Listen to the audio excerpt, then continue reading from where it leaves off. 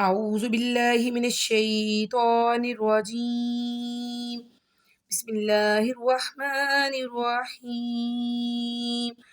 اللهم صل على محمد وعلى آل محمد كما صليت على إبراهيم وعلى آل إبراهيم إنك حميد مجيد.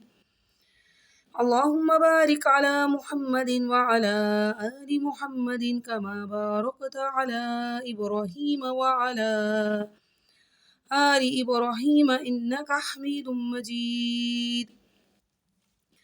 رب اشرح لي صدري ويسر لي أمري واحلل عقدة من لساني يفقهوا قولي. السلام علیکم ورحمۃ اللہ وبرکاتہ۔ آپ دیکھ رہے ہیں سائم.7 یوٹیوب چینل۔ اس چینل کے ذریعے آپ قرآن پاک کا ترجمہ اور تفسیر سیکھ سکتے ہیں۔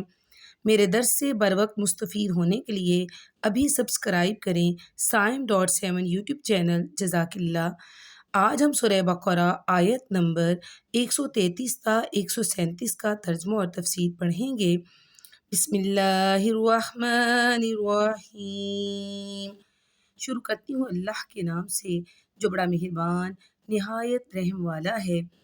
ام کنتم شہداء اذ حضر یعقوب الموت اذ قال لبنیہ ما تعبدون من بعدی قالوا نعبد الہک و الہ آبائک ابراہیم و اسماعیل و اسحاق الہا واحدا ونحن له مسلمون۔ کیا حضرت یعقوب کے انتقال کے وقت تم موجود تھے جب انہوں نے اپنی اولاد کو کہا کہ میرے بعد تم کس کی عبادت کرو گے؟ تو سب نے جواب دیا کہ آپ کے معبود کی اور آپ کے آباء و اجداد ابراہیم علیہ السلام اور اسماعیل علیہ السلام اور اسحاق علیہ السلام کے معبود کی، جو معبود ایک ہی ہے اور ہم اسی کے فرما بردار رہیں گے۔ تلک امۃ قد خلت لها ما کسبت ولکم ما کسبتم ولا تسألون عما كانوا يعملون۔ یہ جماعت تو گزر چکی، جو انہوں نے کیا وہ ان کے لیے ہے اور جو تم کرو گے تمہارے لیے ہے، ان کے اعمال کے بارے میں تم نہیں پوچھے جاؤ گے۔ وقالوا كونوا هودا أو نصارى تهتدوا قل بل ملة إبراهيم حنيفا وما كان من المشركين۔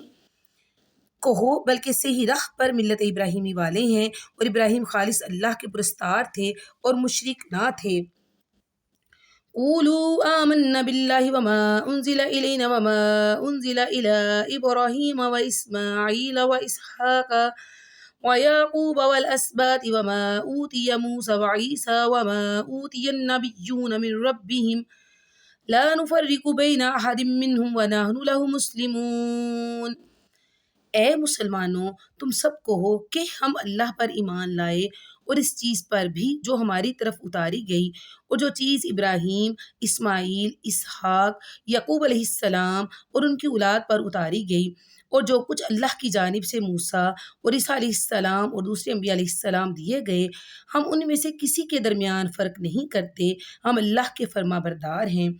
فَإِنْ آمَنُوا بِمِثْلِ مَا آمَنْتُمْ بِهِ فَقَدِ اهْتَدَوْا وَإِن تَوَلَّوْا فَإِنَّمَا هُمْ فِي شِقَاقٍ فَسَيَكْفِيكَهُمُ اللَّهُ وَهُوَ السَّمِيعُ الْعَلِيمُ۔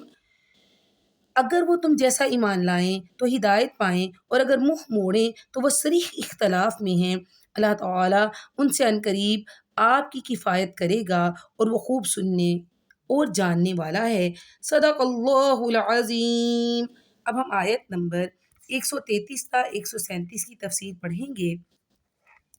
یہود کو زجر و توبیخ کی جا رہی ہے کہ تم جو یہ دعویٰ کرتے ہو کہ ابراہیم اور یعقوب علیہ السلام نے اپنی اولاد کو یہودیت پر قائم رہنے کی وصیت فرمائی، تو کیا تم وصیت کے وقت موجود تھے؟ اگر وہ یہ کہیں کہ موجود تھے تو یہ کذب و زور اور بہتان ہوا، اور اگر یہ کہیں کہ حاضر نہیں تھے تو ان کا مذکورہ دعویٰ غلط ثابت ہو گیا، کیونکہ انہوں نے جو وصیت کی وہ تو اسلام کی تھی، نہ کہ یہودیت یا عیسائیت یا سنویت کی۔ تمام انبیاء کا دین اسلام ہی تھا، اگرچہ شریعت اور طریقہ کار میں کچھ اختلاف رہا ہے۔ صحیح بخاری کی حدیث ہے، نبی صلی اللہ علیہ وسلم نے فرمایا، انبیاء کی جماعت اولاد اللات ہیں، ان کی مائیں مختلف اور باپ ایک ہے اور ان کا دین ایک ہی ہے۔ یہ بھی یہود کو کہا جا رہا ہے کہ تمہارے باوجداد میں جو انبیاء و صالحین ہو گزرے ہیں ان کی طرف نسبت کا کوئی فائدہ نہیں، انہوں نے جو کچھ کیا ہے اس کا صلہ انہیں ہی ملے گا، تمہیں نہیں، تمہیں تو وہی کچھ ملے گا جو تم کماؤ گے۔ اس سے معلوم ہوا کہ اسلاف کی نیکیوں پر اعتماد اور سہارا غلط ہے، اصل چیز ایمان اور عمل صالح ہی ہے جو پچھلے صالحین کا بھی سرمایہ تھا اور قیامت تک آنے والے انسانوں کی نجات کا بھی وہی ذریعہ ہے۔ یہودی مسلمانوں کو یہودیت کی اور عیسائی عیسائیت کی دعوت دیتے اور کہتے کہ ہدایت اسی میں ہے۔ اللہ تعالیٰ نے فرمایا ان سے کہو ہدایت ملت ابراہیم کی پیروی میں ہے جو حنیف تھا، یعنی واحد اللہ تعالیٰ کو پرستار اور سب سے کٹ کر اسی کی عبادت کرنے والا، اور وہ مشرک نہیں تھا، جبکہ یہودیت اور عیسائیت دونوں میں شرک کی آمیزش موجود ہے۔ اور اب بدقسمتی سے مسلمانوں میں بھی شرک کے مظاہر عام ہیں۔ اسلام کی تعلیمات اگرچہ الحمدللہ قرآن و حدیث میں محفوظ ہیں، جن میں توحید کا تصور بالکل بے غبار اور نہایت واضح ہے، جس سے یہودیت، عیسائیت اور سنویت دو خداؤں کے قائل مذاہب سے اسلام کا امتیاز نمایاں ہے، لیکن مسلمانوں کی ایک بڑی تعداد کے اعمال و عقائد میں جو مشرکانہ اقدار و تصورات در آئے ہیں، اس نے اسلام کے امتیاز کو دنیا کی نظروں سے اوجھل کر دیا ہے، کیونکہ غیر مذاہب والوں کی دسترس براہ راست قرآن و حدیث تک تو نہیں ہو سکتی۔ وہ تو مسلمانوں کے عمل کو دیکھ کر ہی یہ اندازہ کریں گے کہ اسلام میں اور دیگر مشرکانہ تصورات سے آلودہ مذاہب کے مابین تو کوئی امتیاز ہی نظر نہیں آتا۔ اگلی آیات میں ایمان کا معیار بتلایا جا رہا ہے، یعنی ایمان یہ ہے کہ تمام انبیاء علیہ السلام کو اللہ تعالیٰ کی طرف سے جو کچھ بھی ملا یا نازل ہوا سب پر ایمان لایا جائے، کسی بھی کتاب یا رسول کا انکار نہ کیا جائے، کسی ایک کتاب یا نبی کو ماننا، کسی کو نہ ماننا یہ انبیاء کے درمیان تفریق ہے جس کو اسلام نے جائز نہیں رکھا۔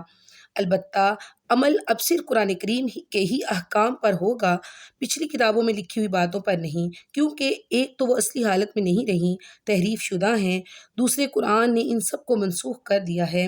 صحابہ کرام رضی اللہ تعالیٰ عنہ بھی اسی مذکورہ طریقے پر ایمان لائے تھے، اس لیے صحابہ رضی اللہ تعالیٰ عنہ کی مثال دیتے ہوئے کہا جا رہا ہے کہ اگر وہ اسی طرح ایمان لائیں جس طرح اے صحابہ رضی اللہ تعالیٰ عنہ تم ایمان لائے ہو تو پھر یقیناً وہ ہدایت یافتہ ہو جائیں گے۔ اگر وہ ضد اور اختلاف میں منہ موڑیں گے تو گھبرانے کی ضرورت نہیں ہے، ان کی سازشیں آپ کا کچھ نہیں بگاڑ سکیں گی، کیونکہ اللہ تعالیٰ آپ کی کفایت کرنے والا ہے۔ چنانچہ چند سالوں میں ہی یہ وعدہ پورا ہوا اور بنو قنیقہ اور بنو نذیر کو جلا وطن کر دیا گیا اور بنو قریظہ قتل کیے گئے۔ تاریخی روایات میں ہے کہ حضرت عثمان رضی اللہ تعالیٰ عنہ کی شہادت کے وقت ایک مصحف عثمان ان کی اپنی گود میں تھا اور اس میں اس آیت کا جملہ تھا فَسَيَكْفِيكَهُمُ اللَّهُ۔ اس آیت پر ان کے خون کے چھینٹے گرے، بلکہ دھار بھی کہا جاتا ہے کہ یہ مصحف آج بھی ترکی میں موجود ہے۔ اللہ تعالیٰ کی ذات ہمیں قرآن و حدیث میں بتائے گئے احکامات کی روشنی میں اپنی زندگیاں گزارنے کی توفیق عطا فرمائے۔ آمین ثم آمین یا رب العالمین برحمتک یا ارحم الراحمین۔ اس درس کو ثواب جاریہ سمجھ کر لائک، شیئر اور کمنٹ ضرور کیجیے گا۔ السلام علیکم ورحمۃ اللہ وبرکاتہ۔